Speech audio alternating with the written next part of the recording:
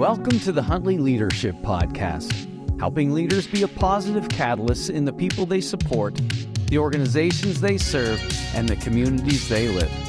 This podcast will make you think, laugh, and grit your teeth with new determination to make your parish or business a place of transformation, passion, and purpose.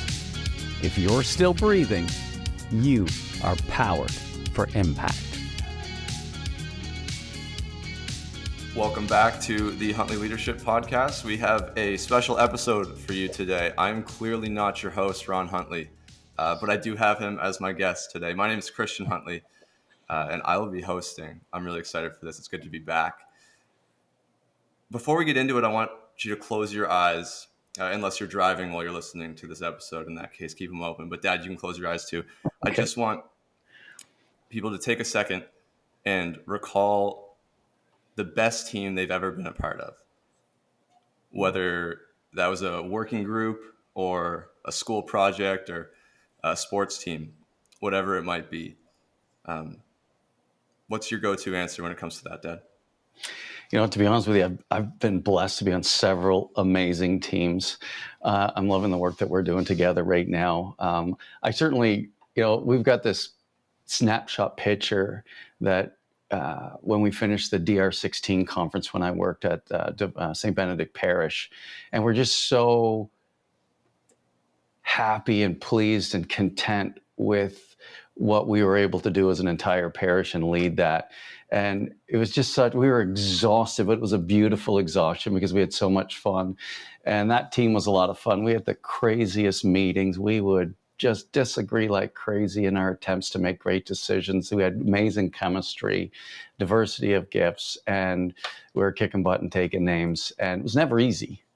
It was always challenging. We always felt like we were over our head, but we were over our heads together. And I found it was just such a joy. In fact, I was talking to one of my good buddies who was on that team as well. And he said that was just one of the most magical times in his life in terms of being in ministry and aligned and chemistry. And yeah.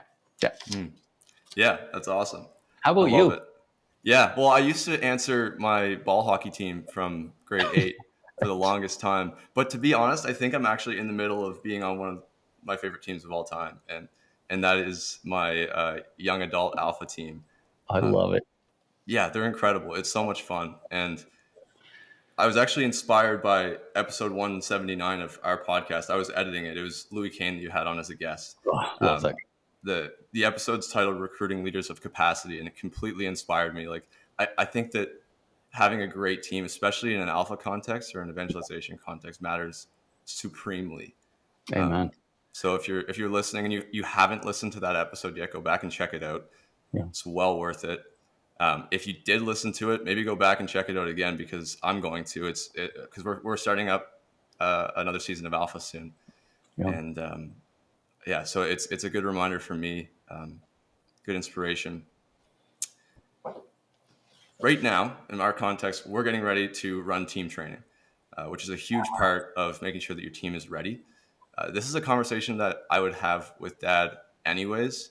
Mm-hmm. I'm really lucky to have access to someone who has so much alpha experience and parish experience, but not everybody has that. So we were talking about it, and we're like, well, why don't we sit down and record the conversation and share it with people? So if you're getting ready to run an alpha or an evangelization course, this is going to be really helpful for you. You're going to be able to learn from what we're doing right, what we're doing wrong.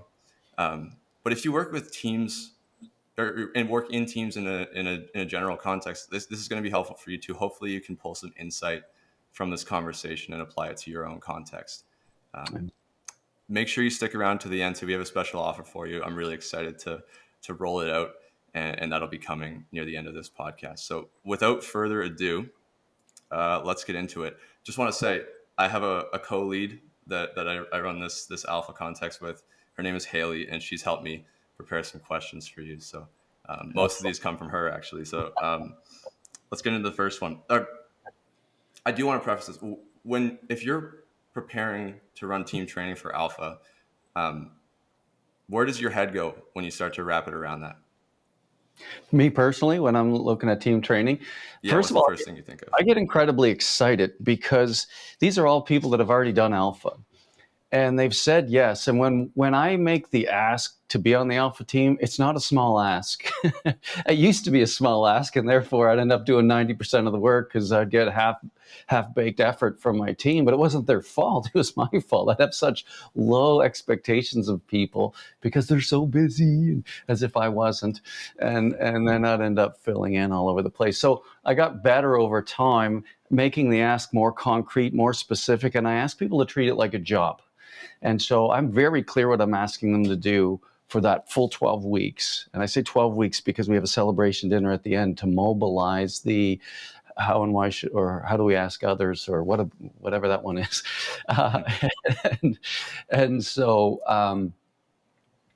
so I'm really excited because I've invited these people back on purpose. They've said yes, and so they're making a sacrifice. They've obviously enjoyed the alpha experience enough to say yes and come back. So right off the bat, I'm so excited to be around so many people that are that open and looking forward to being gracious and generous to others. And so right away, from a selfish perspective, I can't wait to be around these human beings because in my mind, they're the most exciting people in my life in that season. And so I'm often just filled with incredible joy and excitement. And I want them to be great because so often people's alpha experience is only as good as the alpha team is effective. I'm going to say that again. People's alpha experience is only as good as particularly that small group's team is effective. And so it's really easy to blow it in a lot of different ways with good intentions. And so I'm trying to, I just want to drive home points to so they don't make a lot of the mistakes I would have made early on as I was running alpha. So I try to help them learn from my mistakes, drive points home, get teams working and collaborating really well. Because the bigger your alpha is, the harder it is to oversee that well. And so training becomes more and more important the bigger your alpha is because you're not necessarily in earshot of some of the common mistakes that get made. So what am I thinking? I'm thinking I take a ton of responsibility for making sure this is the best team we've ever had so that every guest who ends up showing up has the most amazing experience possible. Because I've talked to tons of people who said, yeah, I did alpha, it wasn't that good. And really what they're saying is I did alpha and my team, my small group team stunk. And that made for a terrible experience. Therefore, I don't like alpha because I've had so many people come back on alpha on team against their will in some sense, like I had to talk them into it. And all of a sudden they feel like they've done alpha for the first time because it was done properly. Because alpha, when done really well, is amazing, but there's tons of ways you can blow it. Yeah. There's a long answer. I'll try to make my other one shorter. No, it's good. We have team members that didn't have a great alpha experience. Yeah. And some of them are like, and again, like some of our team are awesome. And these people are coming back on team and they're watching how their hosts are handling the small group. And they're like, I get it now. Like, this is amazing. And so, yeah it's so important. And it's interesting too. You mentioned that it's a big ask, like treat this like a job. Like we're asking a lot of you. And some people can be scared to be clear and upfront with what we are expecting and to have high expectations. Listening to that podcast with Louis before we ran this alpha, I was like, man, like, because he was big on that too. But he also said that what we found is that when we started making bigger asks, people stepped up to the plate and they were happy that there was clarity. And so we made that adjustment this year and we sent out like an email of like, this is what we expect of you. We expect you to be there on time and every night. Bunch of other things too. And we were like, man, that's a lot. And we're getting a lot of positive feedback on it right away, which is weird. But it's true. Like people of capacity want to have an impact in the world. They don't just want something made. Like if you're asking me to give up 12 weeks of my life or 12 nights of my life, then it has to be worth it. And if you're not taking it very seriously, or if you're just making it sound like anybody can do it, then get somebody else to do it. I don't want to do something that anybody else can do. I want to do something that's going to make a difference. And I find people of capacity, they want responsibility and impact. And so often we're so afraid to say that they'll say no because they're so busy. We underestimate the role vision plays in people of capacity saying yes to something significant. Hmm. And that's the other thing too. Some of them say no because they see the commitment Yes, and they can't make it. that's But right. that's way better than having someone who's a great person commit to this, but then realize like and then like halfway through you realize they're not showing up to half these nights, and that's a problem for our team. It puts a strain on the people that are committed, and Yeah.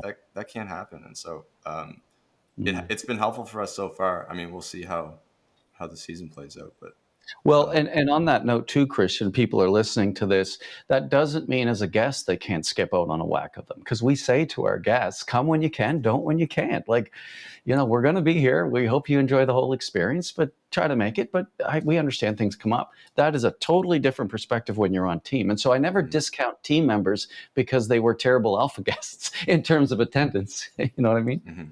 Yeah, yeah, definitely, yeah. But yeah, it is good to have clarity on what the expectation is, so that Yeah. we're all on the same page and we can call each other higher. Um, what is your how do you hope people will leave team training? Like, what do you want to leave them feeling? What is your goal Yeah. for running a night like this? So part of it is, I want them to feel like they're a part of a team. So often people like when Alpha Canada, and I'm sure it's like this in other countries, did some assessments on how people are doing Alpha and running Alpha. One of the things a lot of people don't do is team training. And it's like, well, I've already done it. I don't need it anymore, which would be the equivalent of you when you were playing in your hockey career, saying to the Moncton Wildcats, yeah, I'm not showing up for training. I already know I'm going to make the team and you already know I'm a good player, so I'm not showing up. It's like, well, part of the reason you show up is to set the tone as a veteran for the new people coming into the team so they understand the culture, they know who the leaders are, and they know what work ethic looks like. Like, you help set the tone. And it's because you're building a championship team that wants to win. And in many ways, the Alpha team, it's not just about the information. Well, and either is Alpha. It's about relationships. And so I want teams to grow in trust and care for one another, because these often become lifelong friendships. And so I want them to feel connected. I want them to feel like they're part of something important and their role matters, and the people that they're doing it with matters, and how they show up matters. And I want it to change their life, because, and not only just so that we can run a good Alpha, because I want a church that can transform the world. And so we'll kick everybody out of Alpha sooner or later off of team, and we want them to land in other ministries, including Connect Groups, where they can continue to contribute at a high level, that they can be owners and not renters, that they can drive vision and be vision carriers, not just spiritual consumers. And so all that starts for me at team training. Like, I'm discipling people to be great, to be missionary disciples, not just to run an Alpha course. Yeah. Hmm. Yeah, that's exciting. I'm thinking about all the people I'm going to send this to, um, because I want them to understand that. One of the questions that Haley had is like, how do you motivate people to come to Alpha training, especially if they've done Oh, it already? And it's like, because it's not about the info, no, I need not you to not be a even leader. close. Yeah. Mm, Yeah. yeah, and I want as many people to understand that as possible, like to get the culture, to get the why of why Yeah. we do this. Like, we are bringing people to Jesus, but we're also like becoming a church that is amazing, like to be a Yeah. part of. And Yeah. this is part of it. We show up for each other, and we care about each other. And And it requires um, sacrifice. You want greatness? You want to be great? You're going to need to sacrifice. You want your church to be great? You need people who are willing to sacrifice. And if we're just stuck in our head as if it's information and we're trying to pass a test, we've missed the point. mm, Yeah. yeah, Yeah. and I think when Haley and I were getting together to kind of figure out what training night's going to look like, because we're owning it this time. This is the first time we've owned it. We have a general way that we've done this Mhm. at our church in the past, but we wanted to kind of take a new run at it and start with why we're doing this. Like, what is the goal? And instead of saying, okay, we need to fit all these things into an hour or an hour and a half, it's like, can everything we do support our goal and our reason why? And so with that kind of thinking, we came up with like what we want to do on the, I think it's the 28th is the night of our, and this podcast should come up before that. So we want to build excitement and team camaraderie. We want people to leave feeling fired up to get going and closer to their team. Yeah. Beautiful. Secondly, we want them to be clear on why we do alpha. Yeah. In the first place, we want everyone to understand why. It's not just a social club. It's not the end all be all of why we exist as a church. It is dipping your toes into what it means to live life with Christ. And so we want them to get the bigger vision as well. That's so beautiful. Hey, thanks. Because one of the things, Christian, that comes up, well, I think it's because people forget the why all the time. And even what you just said to me makes the hair on the back of my neck stand up when you said, we have a way of doing it at our church, and we're trying to, and how do we fit all these things into an hour and an hour and a half? And right away, I want to scream. It's like, who made your training an hour or an hour and a half? Like, what are they thinking? How long is your training? Oh, I'd do it for 10 days if I could, but it's probably never less than 2 hours. No, it isn't ever less than 2 hours. Oh, okay. And the thing is, like Stephen Covey said this, be efficient with tasks and effective with people. And I've seen so many people run alpha, and even at our own church, that, because we had a daytime alpha mostly for people who are retirees and some, maybe young moms and stuff. And it was huge. Like there would be 80 people at it and tons of tables. But at one point we got somebody to kind of head up that particular alpha, and their focus was efficiency. And so they sucked all the relationship pieces out of it they could. They made it all about information. And boy, you wouldn't believe how quickly they could get alpha, not only trained, but even done in a day, on the sessions. And they sucked the life clean out of the whole thing. We had to kill the entire thing, fire the entire team, and start from scratch because that efficiency mindset was so strong that nobody wanted to do anything extra that would actually build relationships. Oh my gosh, man, be aware of that. Everybody who's listening, it takes time to develop relationships. We do the funnest, goofiest icebreakers that would just have us laughing our heads off. And we'd usually do 2 sets of them. Oh no, we never did training less than 2 hours. Frig that. No way, man. Again, efficiency, jumping Jupiters. Again, it's a scarcity mindset. Yeah. And I do, interesting. I want to respect people's time, and so to what end? Well, exactly. Yeah.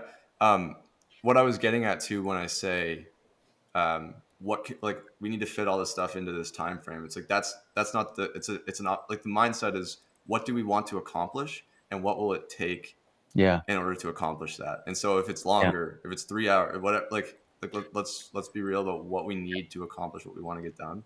Yeah. And then let's build it around that instead of just this thing that we've been doing. It's terrible. Well, and the other thing, Christian, is this.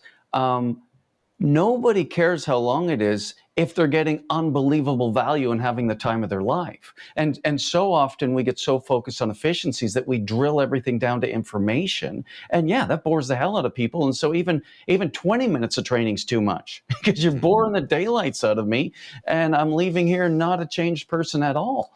And so, like when you would do your team builders for your team at the beginning of the year, was it all about efficiency, or is it all about doing fun, goofy, crazy things that would have you guys making memories, laughing your heads off, and developing chemistry and relationships that would turn you into a championship team? I can't imagine anybody in any of your teams was thinking, oh, we got to get this done quicker because people want to get home and play some video games. Right. It's like... Yeah. No, we do want to be effective. And part of it too, we have a culture especially in this context, where every single time we do ministry together, we go out after and hang out. Like there's not a single night, or no one's like, I really got to get home, unless they actually do. Like some people have to work at 5, and those are the people's time we want to respect, but it's always open-ended nights. Right. So we're You going have to a take over beginning, Freeman's after this have one an too. end, but if 3 people have to leave during the training, then let them leave. Don't build it around those 3 people that have an Yeah. event to attend. Yeah. Yeah. Cool. Yeah. Cool. That's a great point. Then the other two whys for us are we do want them to leave trusting in the competence of our team. Like Mm. we want them to know that we're going to show up with everything that we have every single night, and we're trying to get better. Mm-hmm. Um, and then finally, we want them to know that they matter. Their specific role matters. We want them to understand their role and feel equipped to execute it with excellence. So with those 4 things in mind, that's how we're trying to build our training night. Beautiful. Good for you. Again, clear on your why, understand what you want to accomplish, and then build your training out. Versus, hey, we have an hour because we want to respect people's time. We have to watch this video, and so then you jam it in and then check the box because you said you've done it. That attitude filters not only right through your entire Alpha program, it filters right through your entire church. It does. Yeah. Yeah. Yeah. And I think we all know it at a head level, but we need to be reminded of it all the time. Like that's why I have this conversation with you before every season. Because it's like, Right. oh yeah, right. Like this is my decision matrix. Yeah. Yeah. Yeah. And I need to have that conversation with myself and others every time too, because sometimes I do things better than other times and I'll forget. And so I have to constantly remind myself because I've never run the perfect alpha. Every time I do alpha, it's like, yeah, that doesn't work as well as before. Well, how come you didn't do this? Because this worked really well last time. It's like, I forgot. And then, and so, yeah. Yeah. For people who are listening to, like, have a mindset of, who am I going on this journey with? Like, Mhm. who can I send this podcast to? Because the more people you have on the same page, Yeah. united around your why, the the less likely you are to forget about these things. And I have a great team around me that are constantly reminding me as well. So, yeah, who can you send this to so that you guys can get on the same page? I challenge you to think about that right now. And if you want to hit the send button, please do. Helps us out big time. Good point. Yeah. I wonder too, Christian, like your position on this or perspective on this. Because I know as alpha leaders, people that are listening to this, and maybe some people that are really committed to the team, but there are also people that I get back on the team. Like I remember this one guy named Serge, and hopefully he's listening to this. I love the guy. He's a scientist, and really didn't know where he understood that there was a God because mathematically, as a scientist, the conditions for life are so improbable. It's almost impossible. There has to be a designer. But he did not understand this Jesus character, and he didn't understand the church. And, he was a French Catholic. And so he did Alpha, and he was very honest, and he's not a believer.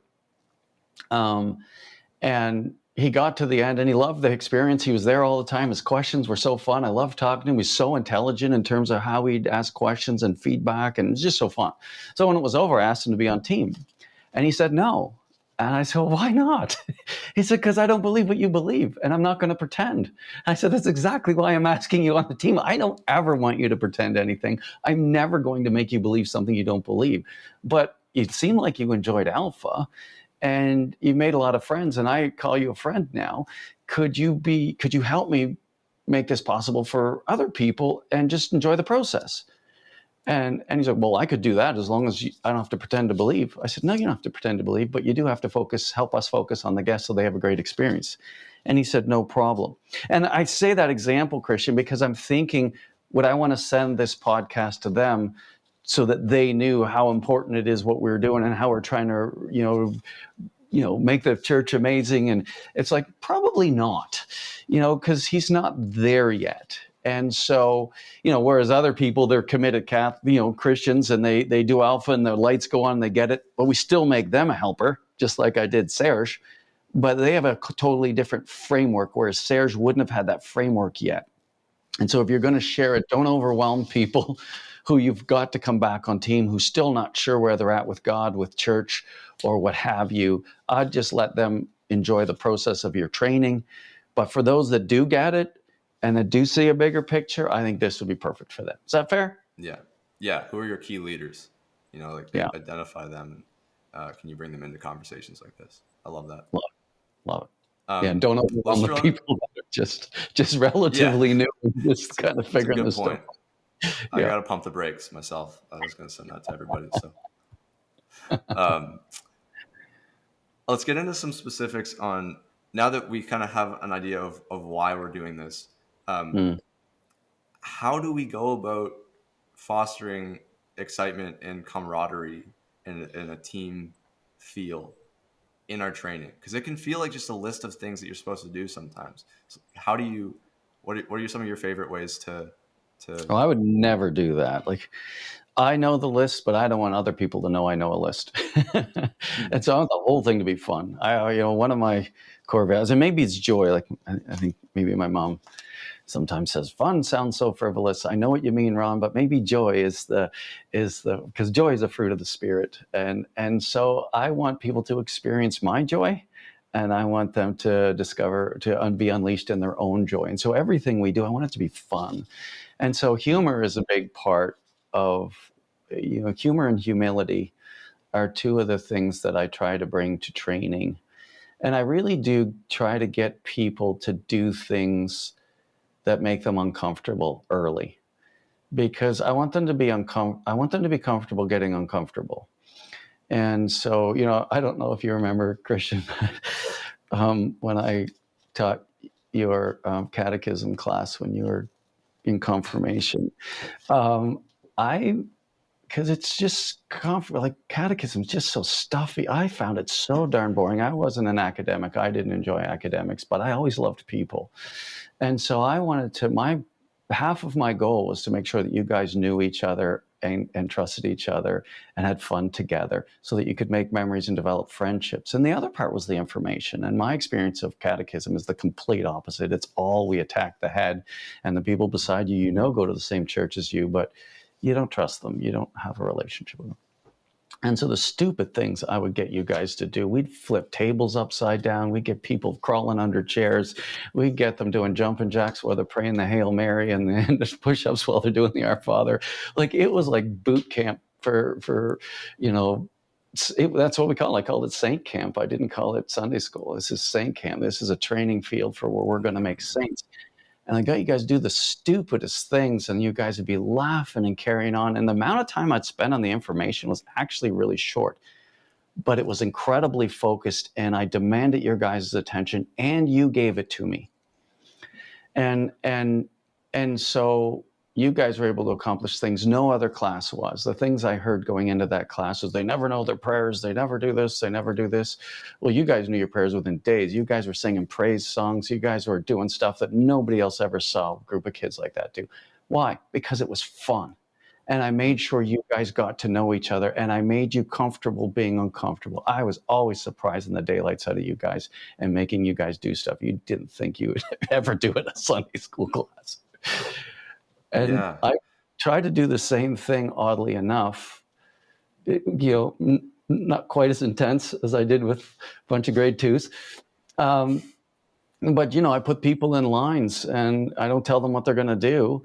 And then I say, okay, we're going to arrange you guys from front to back in terms of who's got the smallest shoes, who's got the biggest shoes or foot size, and then go. And then all of a sudden, just chaos breaks out. They don't know what to do. They don't know how to do it. It's just so funny to watch them. And they're laughing and carrying on, and I make it competitive, and then I make fun of the people who finish last, and praise the people, and so I just bring humor to it, and then it's like, okay, we're going to do it again, and so then they're all ready, and then I bring up another parameter: who lives the closest to this church hall, who lives the farthest. Like, oh my gosh, and right away they break into chaos again, and they're scrambling, they're trying to figure it out, and that just gets them out of this intellectual sit down, learn the information. It's like, no, I need you to be okay being uncomfortable. And then everything else Yeah. is so much easier. Yeah. If it's a sit down thing, it's so far from the reality of what alpha is. It's crazy. Like, alpha is like, be ready to move because things Yeah. don't go as planned, And get Um, uncomfortable mm, because, mm, we need to make the other people comfortable. And that's probably going to make you slightly uncomfortable at times, but it's not about you. It's about them. And so you're our tool for comfort, but it's not your comfort I'm concerned about anymore. Yeah. It's theirs. And so, Yeah.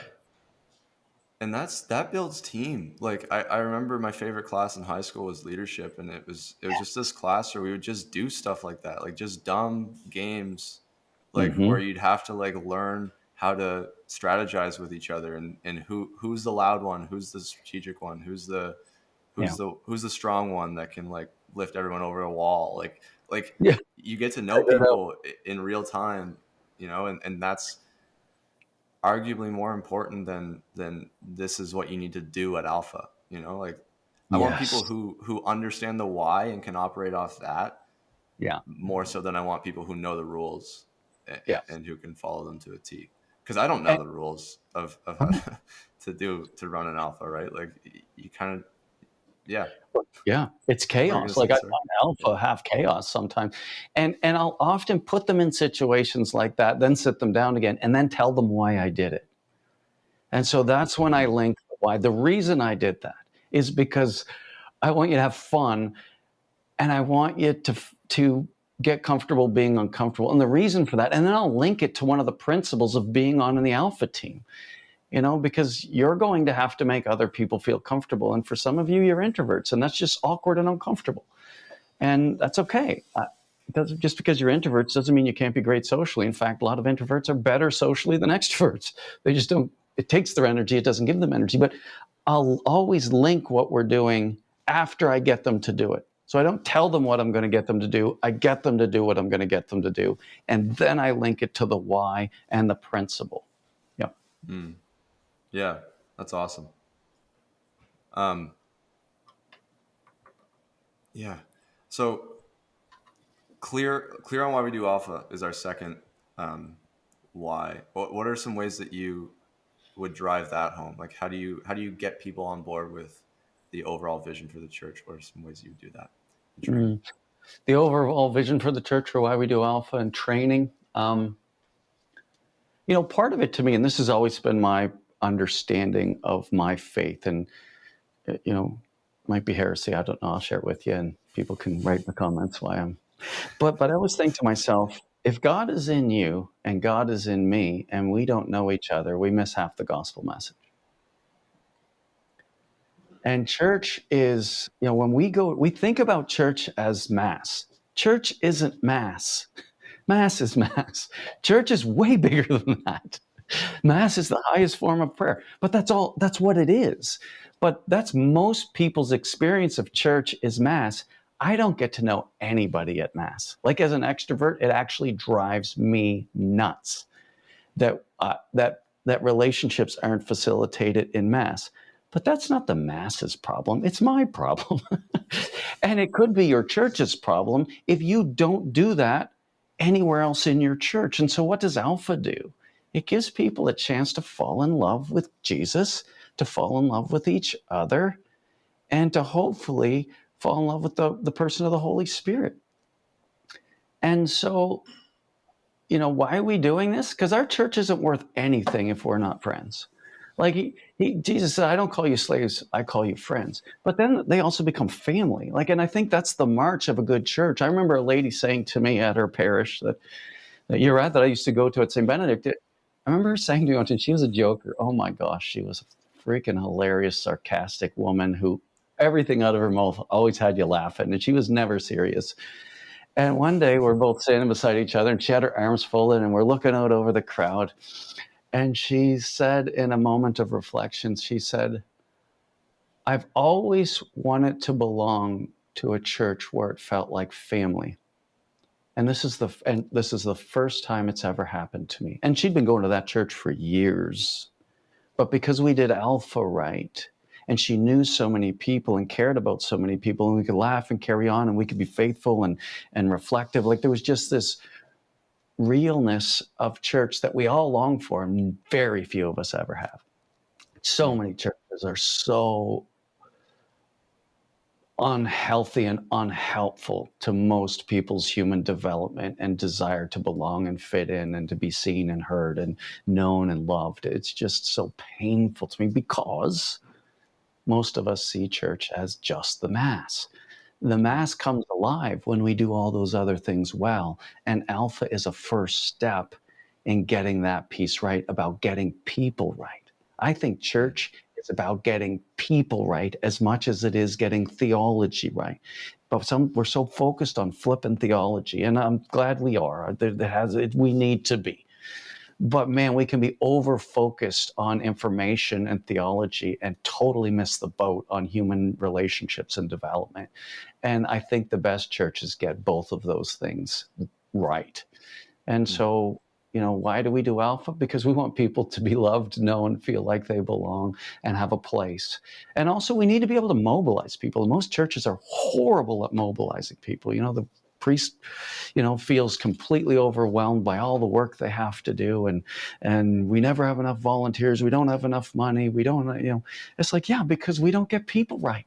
And we don't have platforms with which to mobilize people, see what they're made of, and increase their influence and responsibility in the mission of the church, because we don't get that right. We often give roles of responsibility and leadership to people who've been there for 300 years, and they're burnt out and exhausted, and it's like we're just so dysfunctional. So why do I do Alpha? To solve all the problems most churches have and feel. We don't have enough volunteers. We don't have enough money. We always have the same people doing the same things, and we can't find any leaders. It's like, yep, and those are all the reasons I do Alpha. And those are all the reasons, by the way, that a lot of people say that they don't do Alpha, because they don't have enough money, they don't have enough time, they don't have enough leaders. Yeah. And so it's That's like, for the love of Pete, we need one person.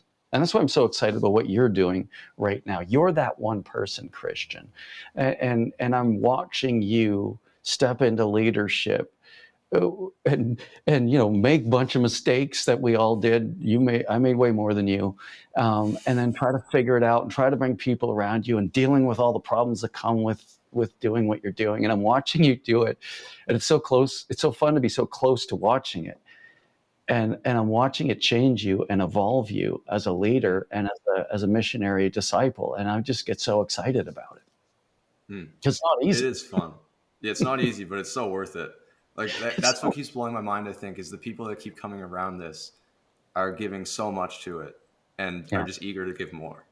Like it blows my mind. But that's what I want. That's where I'm at. I'm giving so much to this, and big time. just because it's so much fun. There's no greater joy than to do this well with people that you love, and so it's the best. One of the things that I want to potentially incorporate to drive this home is like give people the opportunity to share what God has done in their life through this process, so that people can lock in, like, this is why we do this, is because Jesus transforms people's lives, but then also to give people a space to grow in their ability to articulate their faith. 100%. I think it's a good place to do it in team training. Yeah. What are your thoughts on that? No, I agree. Like I call Alpha Karate Kid evangelization. Like most Catholics have no desire whatsoever to be an evangelist. And, I just saw a little reel from Father James the other day. He talks about corporate evangelization. And one of the things he said, he's not really good at individual evangelization. I'm not either. It's like, I'm terrible. I get out of conversation. I think, man, that changed nothing. And I think I was terrible. And I know, we've got 1.0 or 0.001% of Catholics are really good at it and they're really passionate. And I think good for you. We need people like you. But the majority of Catholics aren't good at it, and they don't even want to get good at it. And so, Alpha is one of those things that it's like, it's like a meal, a short film, and some casual conversation, and just naturally relationships grow and trust grows, and then you have this weekend of who is the Holy Spirit, and all of a sudden it goes from the head to the heart, and people are transformed, and then you can bring them back on team. and you just give them pieces that they can do. Nothing's ever meant to be overwhelming. And so you move them along in terms of their understanding and appreciation for serving and getting to know people. And lo and behold, they're talking to people in their work about Jesus and faith, and they're praying with people, but you didn't even have to tell them to do it. They couldn't stop themselves from doing it. Now, if you would have told them they needed to do it, they would have felt guilty and wouldn't have done it, or they would have done it poorly and never done it again. But when people go through Alpha and then they come back on team and they get trained in listening, and that's the key to evangelization, which we often think it's talking. It's not, it's listening. And we actually give people a place to train in their capacity to listen and then share, be brief, be vulnerable. That's the art of evangelization. It's not being an apologist and beating people over the head with facts and holiness. And we need to be holy, and hopefully we're growing in our understanding. But primarily it's about listening and knowing when to share and being vulnerable with your testimony. But it just naturally happens. And so, yes, reinforcing that in the small group training is so important and so cool. But that's where, too, every other area of your church should have platforms where people are doing this. And so at St. Benedict, when we did what we did with Father James and I, we give live testimonies. Then we went to live Alpha Talks, and then we went to Connect groups. And every time a Connect group got together, somebody was responsible for giving the talk, and that changed all the time.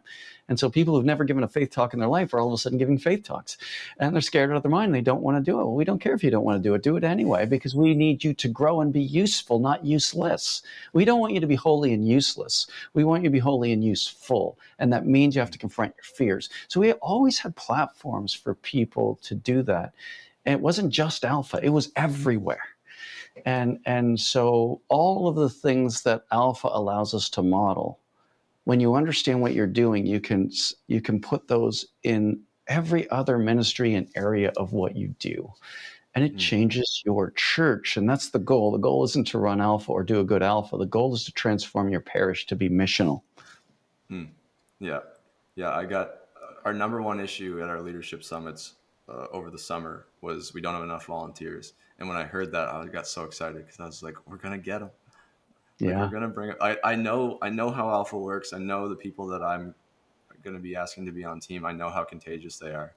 And I know what Jesus does to people when they let him in. Well, yeah. Yeah, that's so important. So when that was said, was it that there's not enough volunteers for Alpha, or there's not enough volunteers for parish ministries? Parish ministries. So that's why, so this is really important. This is why how you do Alpha is so important too then, because yes, you can get a bunch of new volunteers through Alpha as you move them through the team and off they go. But if how your parish is led isn't good, you're going to lose them. Leadership matters at every level of your parish. It starts with your pastor's leadership team, and how they treat the staff and everybody around them. And if we don't have a mindset of supporting people for greatness, if we're just telling people what to do and we're people's bosses, you're hooped. And so, I see churches get a lot of volunteers and lose them all, and then even lose those people as parishioners because they don't know how to lead to save their flippant soul. And so, again, all of these principles need to spill into every other area of staffing and ministry leadership if we're going to retain people and continue to mobilize them throughout the structure that is the movement of the church. And so when we start to get these things wrong, when we stop living any of the values of great leadership, it doesn't matter how good your Alpha is, you're going to blow it. Yeah, that's so true. Like this conversation, I was like going to drill down into the specifics of how do we make a great Alpha training night, but like this is bigger. This conversation matters across all ministries, across everything in your church. Like big time. If you're still listening and you're not running Alpha, like I hope you're pulling stuff from this and how can I apply it to my situation? Like it matters. It matters. Cause yeah, if we run Alpha really well and we bring people through and they're on fire and they just want to serve, and then we put them into a ministry that's not led well, like how about like put that fire out as fast as you possibly can? Like that's what it is. And that leads to burnout and, yeah, like we need every leader in our church have this kind of a mindset. And what was so great when Father James and I worked together, I always see Father James as the theological, the the theological visionary disruptor. Like, he's the ultimate. Like, I love listening to that guy. Whether we're walking down the hallway to go to the next meeting, or in the meeting, or on Sundays from the pulpit, like, I just love listening. Or online, or in his talks when he speaks, he's so good. But my specialty was teams. Like, I love teams. I love people. I love building great teams, and we are able to work together hand in glove, because he wasn't opposed to any of the stuff. Those weren't necessarily his natural gifts, but he trusted me. And when we worked together, crazy things would happen. And so we were able to take these principles and apply them to all other areas of the church. And then we had all kinds of other great team members around us. I think particularly of Tanya Rogerson, who works with CCO, who brought in Brett Powell, who was so good. Like, we got a lot of outside help and support that helped invest in us and grow us. So we were always getting outside help, going to conferences, reading books, getting consultants and coaches, and so we were constantly growing. But Alpha really was ground zero for modeling it. Yeah. And if you need a place where that is, it's not only the pump for bringing the unchurched into a relationship with Christ, it's also a place to model leadership principles really well, so that those people carry those into the other areas of the church, because it takes time. But you have to have a bigger vision for leadership as a pastor and a leadership team, because if you just do it in one place and don't do it in the other, people will just leave, because nobody's going to tolerate bad leadership. And the worst of it is, when you model it in one place, it becomes way more obvious in other places. It's like, and that's why when we deal with diocese, I've decided I'm not going to do diocesan work unless I'm working with the bishop somehow, because I end up causing them more problems than bring solutions, because I can help other priests and structures understand leadership, but the more they understand it, the more frustrated they become with the bishop and his team, if that bishop isn't also growing in their leadership character and capacity. And so, if you're listening to this, and it's a wake-up call for all of us, or not even a wake-up call, it's an opportunity, because we all want it. We just don't know how to get it. And so some of the principles that we're talking about today are relevant to you. And the more you take ownership of it, the more exciting leadership becomes, and the less onerous it becomes, because you don't feel like you're doing it by yourself. Yeah. I love that. The next why we have is like, we want our people to trust in the competence of our team. I'm just going to go through some of the bullet points that we had for that, because it's just like, I do want our team to know that we're invested in our own growth. Like, it's not just you that we're holding to high standards. It's not just you that, like, you're not just coming to do the work for us. Like we want to get better all the time as a team, from bottom up, top down, however you want to use that analogy. But like, the way that we run training matters. That is an opportunity for us to show up with intention and energy. Show up for our team. Let's just say, let them know we don't always get it right, but that we're trying to get better every day. And so we want to own our mistakes, like, publicly. Like, hey, like this is something that we did last season, and we missed the mark. And thanks to you guys, we got the feedback that we needed to recognize it and change it. And we're going to change it. We're going to move in this direction. We want our key leaders to I'm going to send this podcast to every single one of our key leaders, because I want them to know that how they show up to team training matters. Like, Haley was like, we need these 6 people to say hi to everybody in the room. Yes, and say, right? And this is I'm gonna get like emotional saying this, which is hilarious, because I just love her intentionality when it comes to this. She said, I want each and every one of them to say, I'm glad you're going to be on team with us. Yeah. And I wrote it down differently. I wrote it down like something along the lines of, it's great to have you on team with us. That's what I Mm-hmm. wrote in my notes. She said, no, change that. I want it to be personal. I want each and every one of these people to know that I'm glad that you're on team with us. You know, Oh, like it's I was like, beautiful. okay, all right. Like You got me. 100%. That's exactly it, you know? And Um, so just to pause on that for a second. yeah. So you you know, because it's so important. You talk Mhm. about humility. Like, yes, we're committed to competence and growing in our competence, and we're getting there through through modeling and being humble and learning and growing. And I love that. And you talked about energy, and to me, that's joy. Like you're showing up with joy, So humility, joy, competence, and what you just talked about is care. Like you got choked up when you say it. Why? Because you know how important it is, and you know how much you care. And I know how much you care because I see it. You're way better at this stuff than I am from a competency perspective and a care perspective. Like you're so good. And it's so important because if I know you care about me, there's not much I won't do for you and with you. It's like I want to be in groups. Like I need to find my tribe in life, the people who I know care about me and will invest in me. When I find them, I'm going where they're going. It's like I don't really not excited about this alpha stuff as you are, but I can tell you're excited about it, and I can tell you care about me and you want me. So you know what? I want what you want. Let's do this. And that's what leadership is, right? And anyway, keep going. Yeah. So good. Yeah. Well, yeah, no, that's exactly it. That really struck me.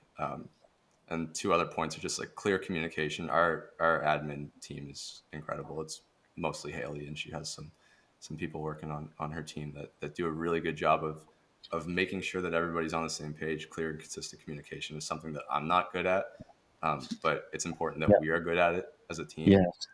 Yes. It's so Um, true. yeah, actually, that's the last one. The other one's just an internal note. But Right. Well, I yeah, do you think have any too, thoughts on all that? I do. I think it's amazing. And I think part of your clear communication is creating vision carriers too, right? Like it's one thing to show up with training with energy and competency and care and joy. Love all that stuff. But if that's where it ends, you know, if that's like, so the communication piece is kind of reinforcing what you've started. And so there's this consistency component to leadership that's really important. And there's nothing worse than a big hype and then it just falls off the end of the, it's like, no, we need to keep it going. And communication and how we communicate is a big part of that. And that includes the pre-meeting and the post-meeting. Like there's just so much. And when you do that, you create vision carriers. And that's what Hmm. part of what you're doing at Alpha. You're creating vision carriers. You're discipling people into the art of discipling others. And and so I think the only other thing I would add would be consistency. So humility, joy, competence, care, and consistency, and clear communication is what you brought up. And I think, yeah, love it. Yeah, And that's a lot to cool. commit to. So, I think to myself, what I've seen, and I want to comment on this. How I've seen you and Haley, and it was so nice to meet her the other day on the Zoom meeting. Um, how I see the respect that you have for Haley, and I'm assuming she has for you, and how you guys work together is beautiful. And if you're a person who's doing this on your own, find a Haley or find a Christian. Like I've always had a Haley because I'm not that good without Haley. I'm terrible without Haley. And so I need detailed people around me who hold me accountable to finishing all the little pieces. I have an activator as my number one strength team. And so I'm really good at starting things. Thankfully, I have Achiever, which is good at finishing things. So it balances it off. But I still need people like Haley who don't lose sight of the details and make sure that things continue and consistently. And so, if you're leading Alpha by yourself, stop it. Like find somebody who's not good at the things or that is good at the things you're not good at, because you don't have to be good at everything, but everything needs to get done well if you're going to grow. Yeah. Yep, 100%. This last why is fun. There's a lot in this one, but we want our team to know that they matter, that their role matters. We want them to understand their role and feel equipped to execute it with excellence. Mm-hmm. Um,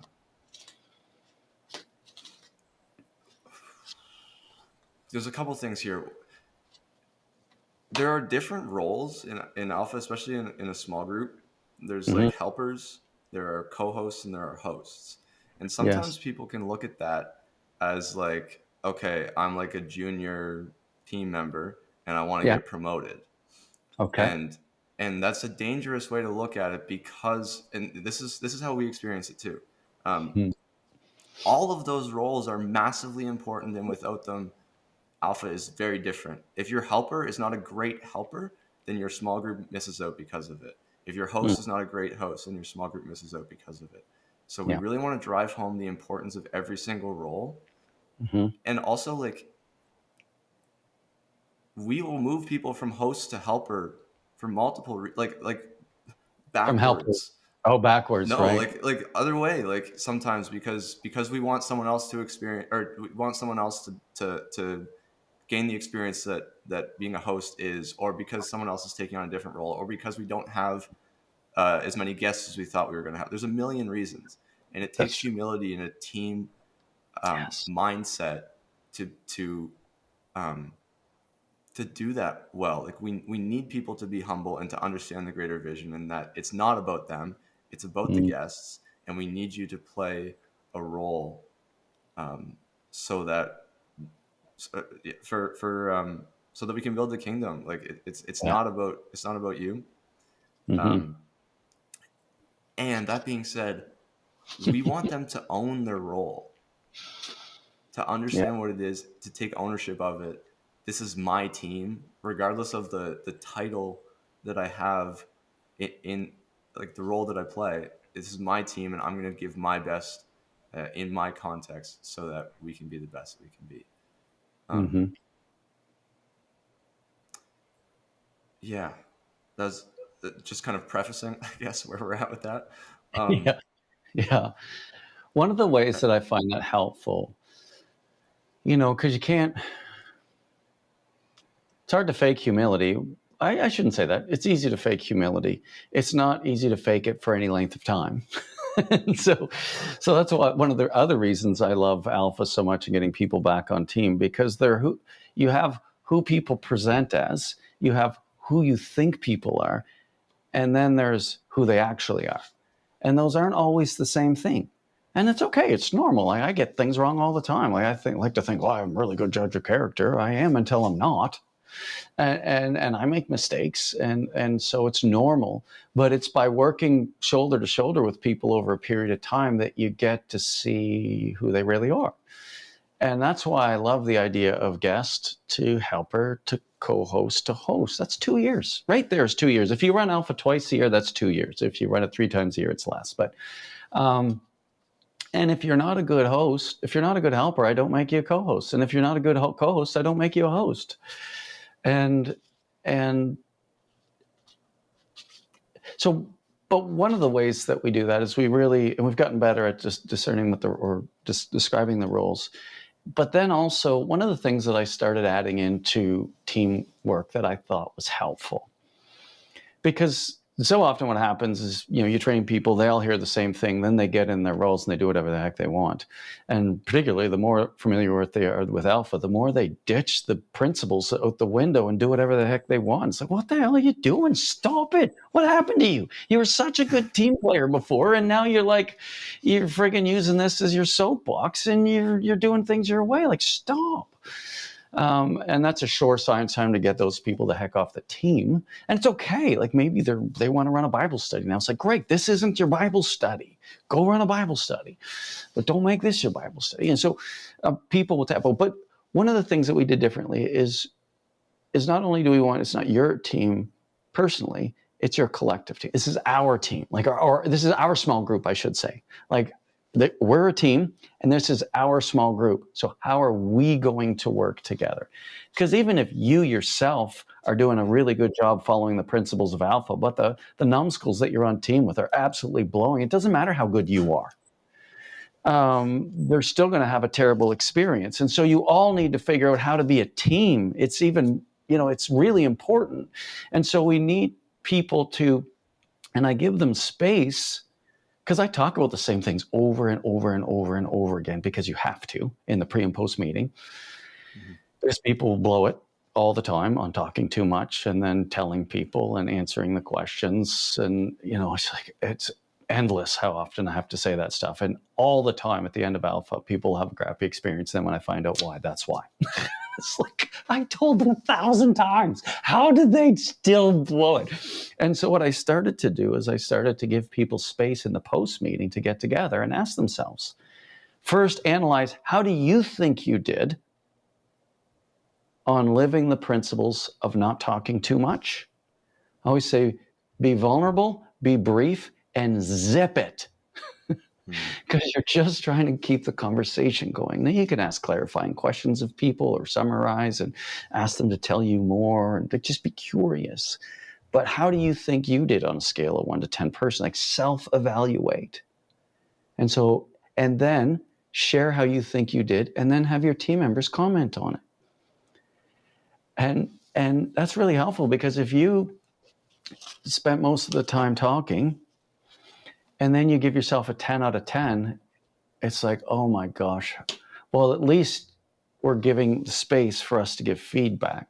But if you rate yourself a 3 out of 10, and it's like, yeah, I agree with you, Christian, that was a solid 3 out of 10, man. What were you thinking? That story went forever. And it's like, okay, how can we help you not do that again? But I need you guys to understand what the ideal is, to be able to self-evaluate, and then to be able to humbly share how you did. And it's okay to blow it. It's just not okay to keep blowing it. And then it's important for us to give honest feedback. So many ministries in the church are terrible, and we know they're terrible, but we don't want to hurt anybody's feelings, and so we don't say anything. And it's like, so we have all these ministries that we know are terrible. Our churches have terrible half the time, and nobody says anything because we don't want to hurt anybody's feelings. We're making nice our primary value in churches, and nice is a wonderful value. It's just a terrible primary value. And that's why we always have to stay focused on what success looks like or what fruitfulness looks like. And then you have to make sure that sometimes you have to have difficult conversations that may hurt people's feelings.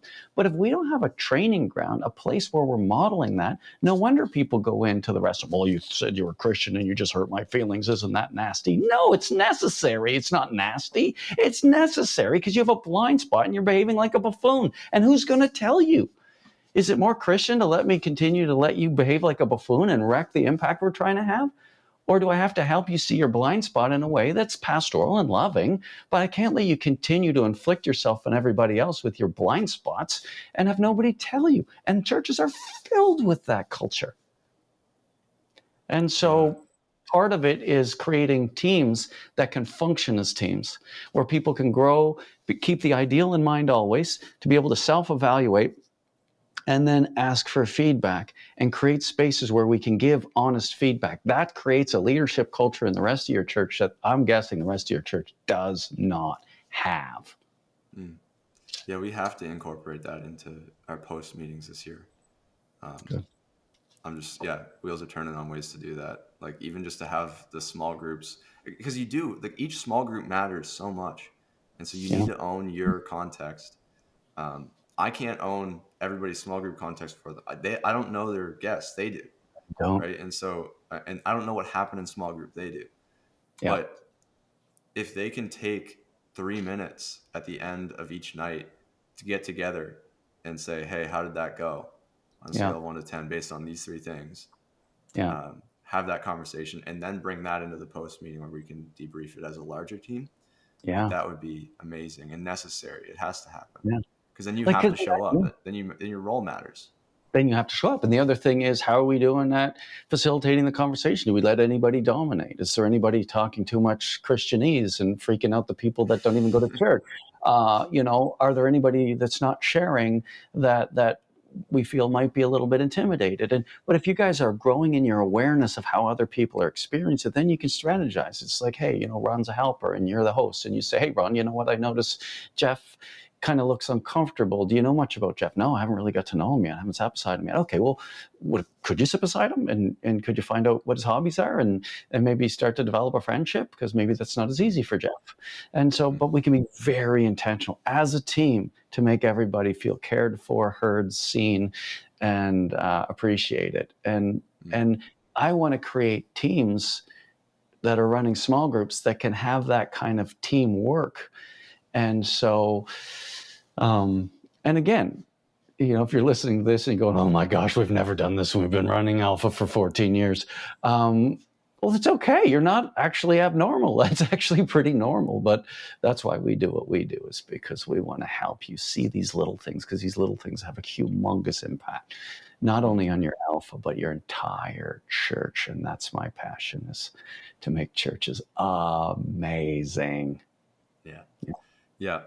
I love it. One of the ways we want to we want to create team culture. We want to help them own their team culture, like as a whole.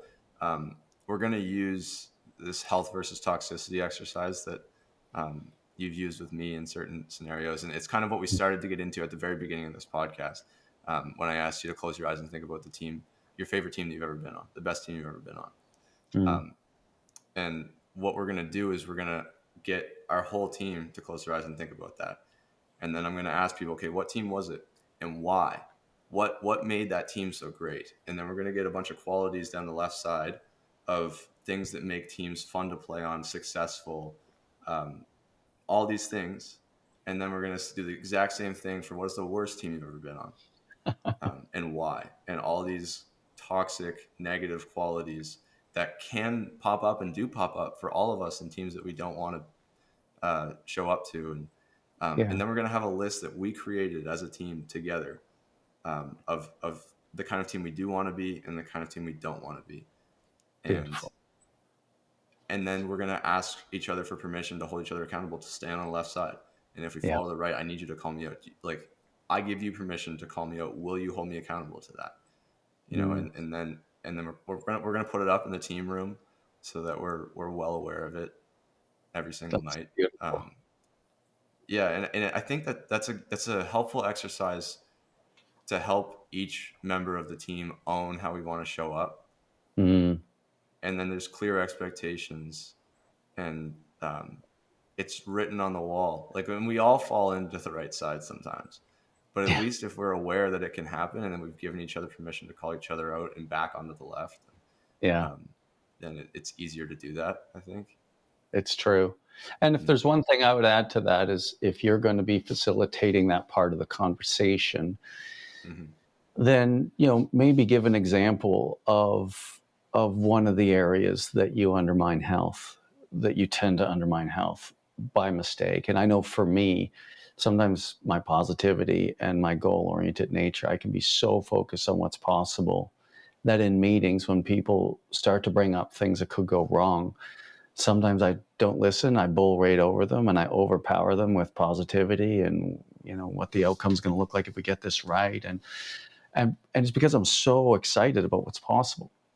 But the impact of that is that person feels unheard. They feel humiliated because I didn't listen to them. They feel like they can't trust me when I get on a roll. And yeah, it's terrible for teams. Then they shut up. They don't bring their ideas to the table. They don't bring their concerns to the table because I bull right over them. And I don't even know I do it. And I've done that in different times of my life on different teams.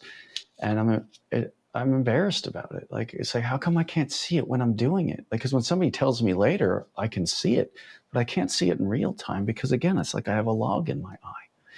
And so I let people know right up front, like, that undermines health because it undermines trust, and people aren't heard. And so if I ever do that to you, right, or you ever see me do that to someone else, could you pull me aside and let me know?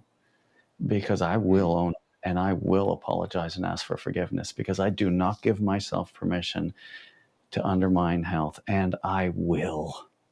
Yeah, that's awesome. Yeah.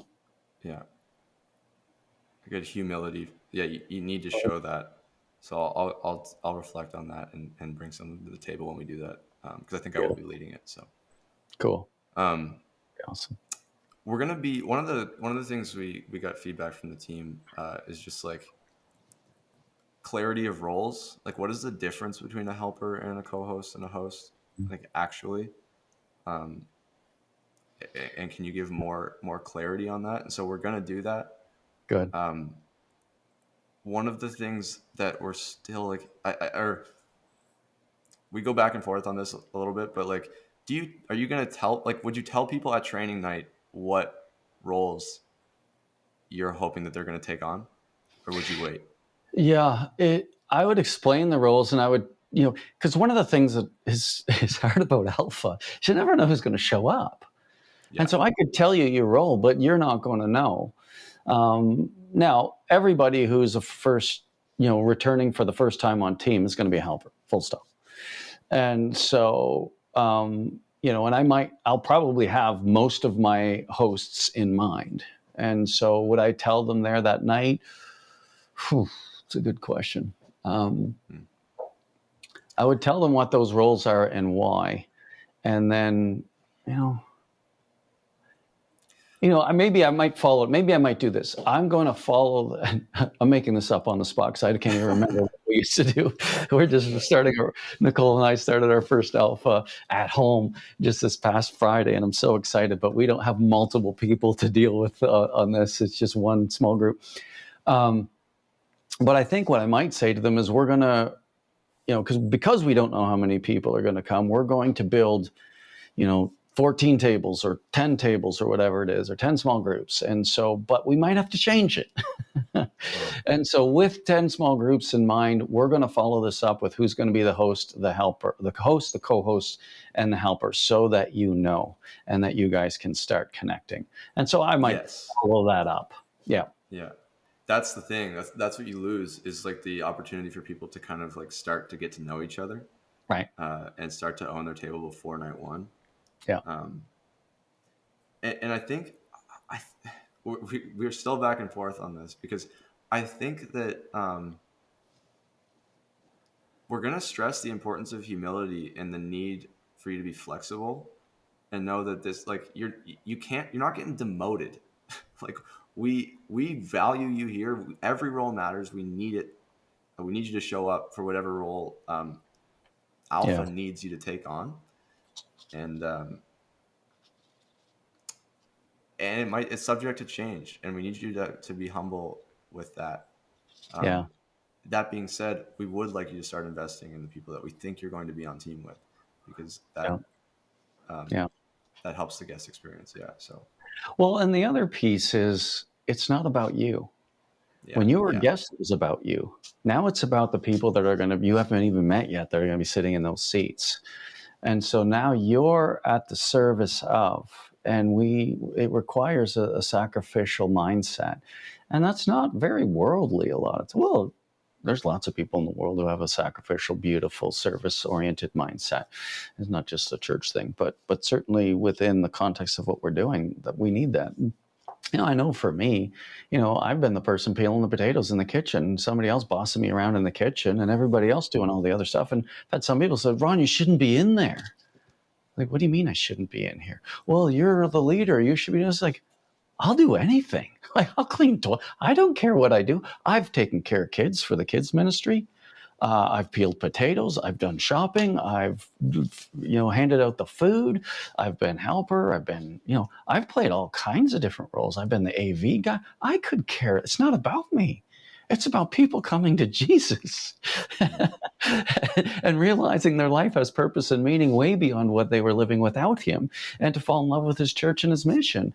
And it's like, well, and if I continue to play, like, I want to move around to give other people opportunities to grow and stuff. Now, I have also had somebody who felt like they should be a host. And if they ever listen to this podcast, they're going to know exactly who I mean.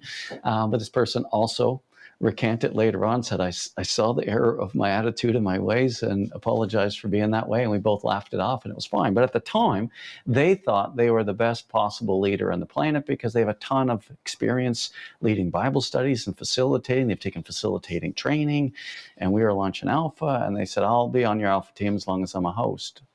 I said, well, thank you for your offer. Please pray for us. We won't be needing you. He said, well, I thought you need a team. I said, I need people who are willing to do anything. And if all you're willing to do is be a host, then I'm going to pass on your offer. And God bless you. Keep us in your prayers. Like, I right away, I'm not going to use you. Because if you're too big to serve, then you're too small to lead. I don't know who said that, but it's such an important principle.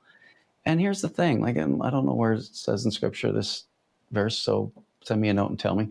But if God can trust you in little things, then he'll give you more. like if he can trust you with little things, he can trust you in big things. And it's that principle.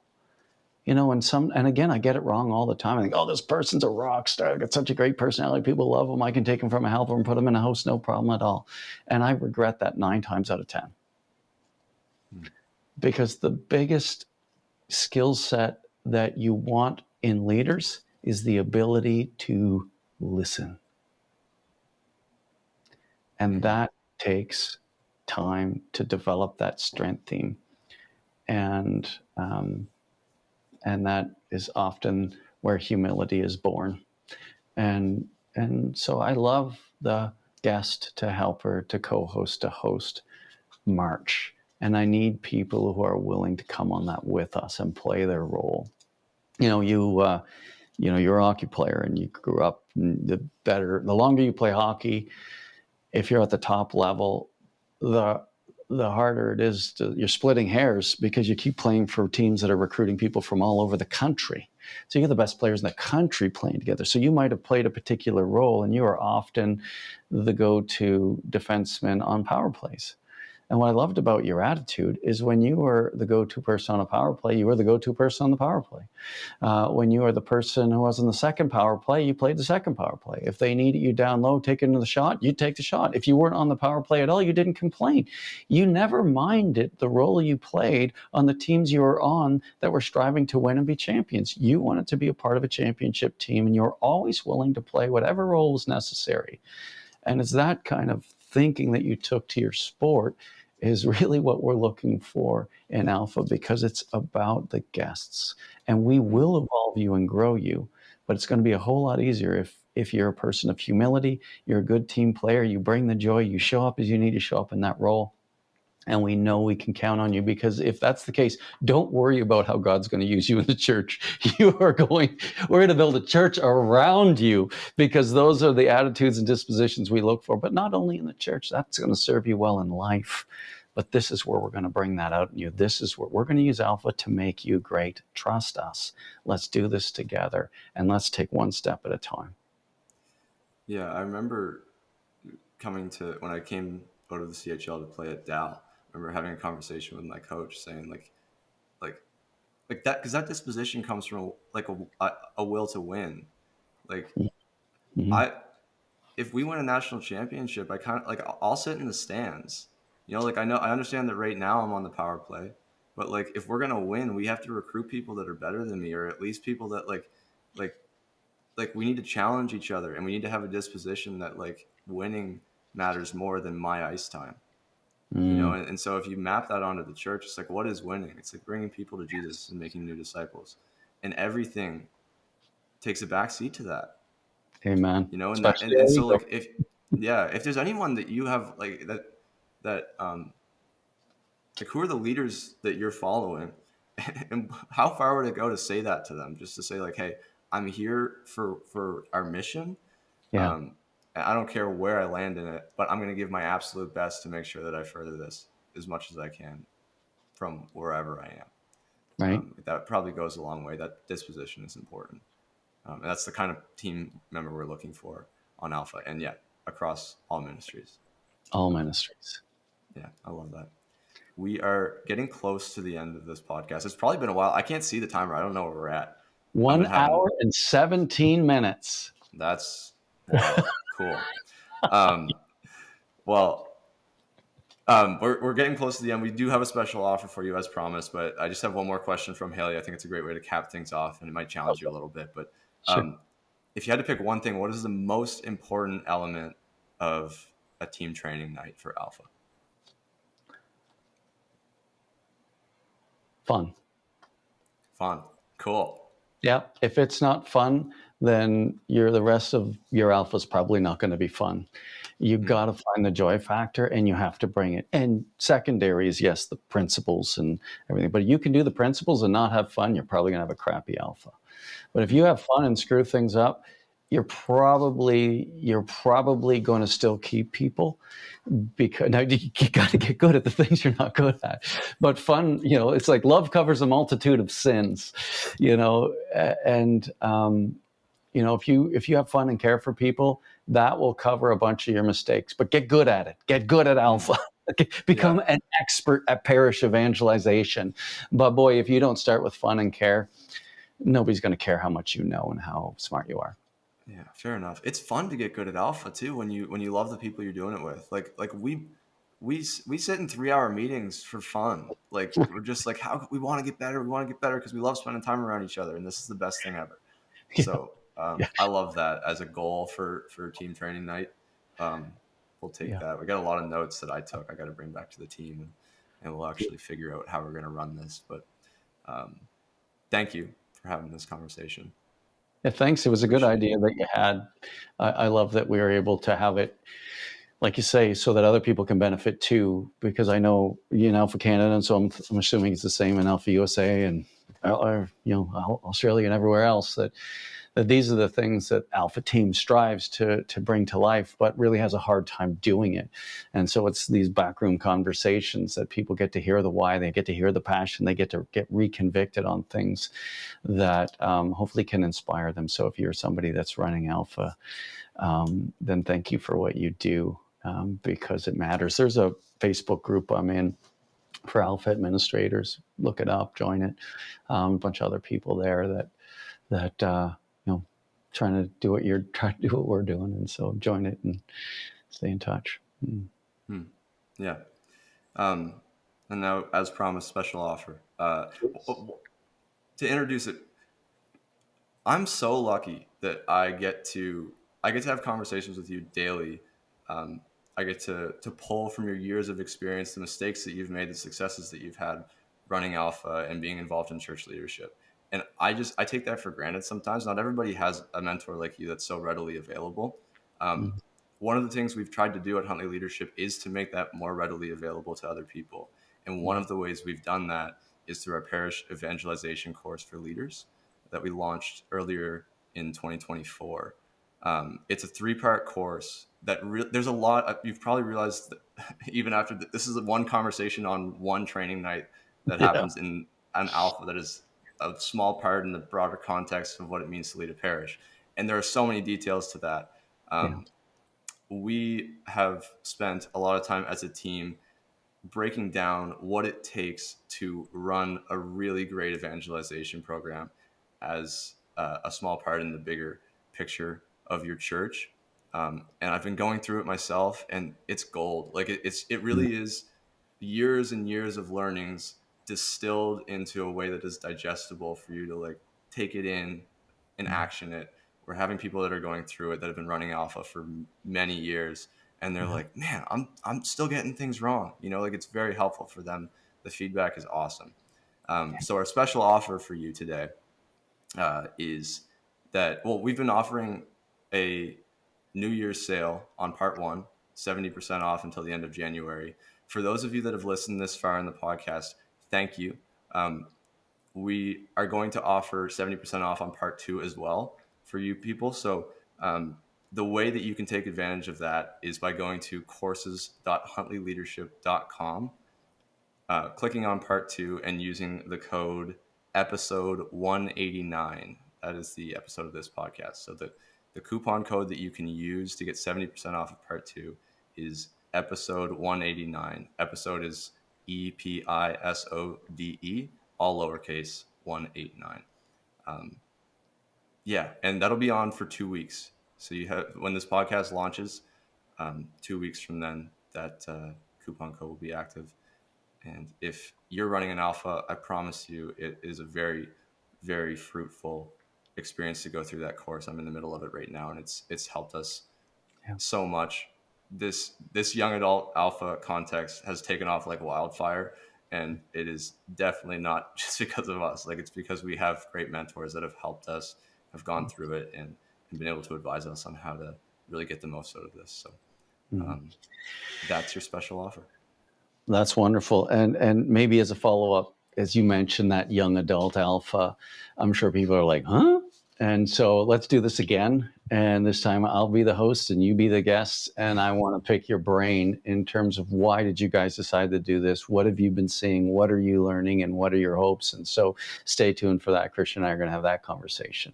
And Yes. because I know so many of you are having a difficult time reaching people, Christian's age, Christian's 25. And they're bringing an army of people back to church through Alpha. And it's like, and I want you to learn how to do that too. And so we're going to pick your brain, Christian, have that conversation. Sounds good. I'm looking forward to it. Just a reminder for those of you that haven't listened to episode 179 yet with Louis Kane, that's a must listen. We'll link that in the outro.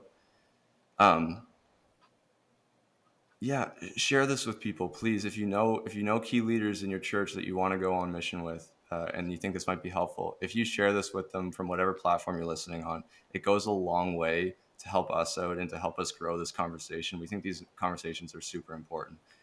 So if you're listening this far, do us a favor, hit the share button. Subscribe as well. A lot of people that listen aren't subscribed. That helps us out a lot too. So if you're still here an hour and 25 minutes later, please hit subscribe. It's a quick thing on YouTube or on your podcast app. That would mean a lot to us. Yeah, thank you for everything that you do. Thank you for listening this far. Dad, I'll throw it to you for the outro because you're really good at it. Yeah, I was really excited to hear what you were going to say and loving what you were saying. Yeah, I guess the last thing I'd say is thank you for what you do. Leading in the church in our Catholic context in this time in history has never been more important because leadership matters disproportionately. And as we get those things right, we can bless so many other people and engage them in this mission and this movement that is the church, that is God's grace, God's forgiveness, God's hope, God's glory. And so thank you. We'll see you next time. I want to encourage you, as you lead this week, be faithful to God and generous to others. See you next time, and remember, if you're still breathing, you are powered for impact.